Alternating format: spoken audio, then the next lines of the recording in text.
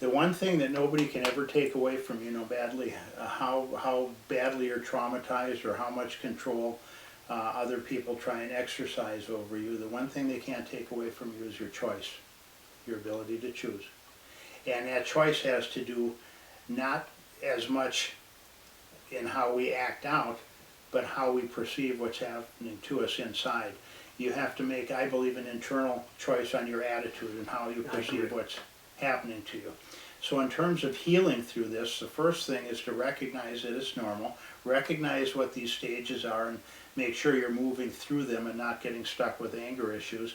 If you get stuck with, let's say, an anger issue or an issue with depression, understand that that's a symptom, that's not the disease. You may have an anger issue and I may be the trigger.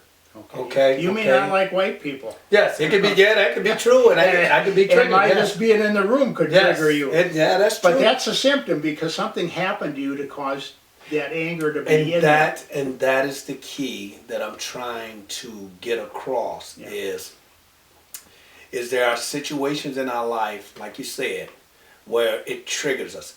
And the thing of it is to give you a rough idea, many, like we said, don't have fathers or mothers, but we do have fathers with anger. And the thing of it is if you have a father that has anger,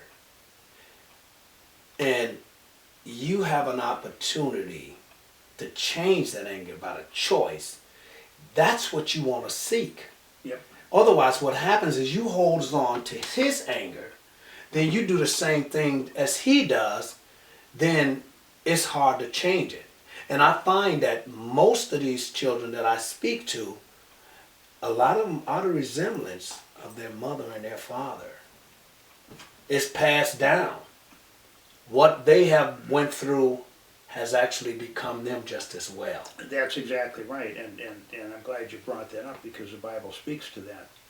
The Bible speaks to sin being passed on to the third and fourth generation. Yes.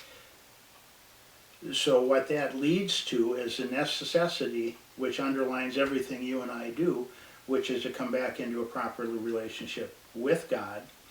And the Bible also tells us that the generation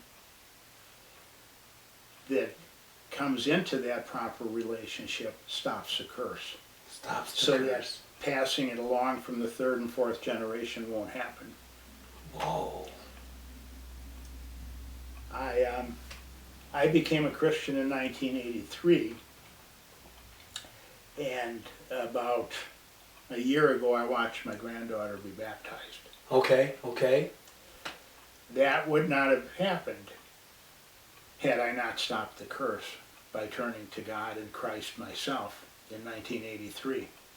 Because from that my daughter became a Christian, and I baptized my daughter, and she now is raising her children so you got to see that. And I got to see that. That change. And I got to see exactly what the Bible was talking about, because had I not become a Christian, I don't think I would be alive right now, for starters, but certainly my kids would be a mess, because I was a mess. Right, see, yes. And so that's the way it works. So coming into a relationship with God is the ultimate answer in terms of putting a proper foundation under all this.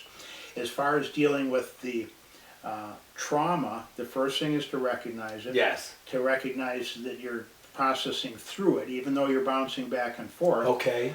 You're moving through it and you're not developing a habit of anger. Okay.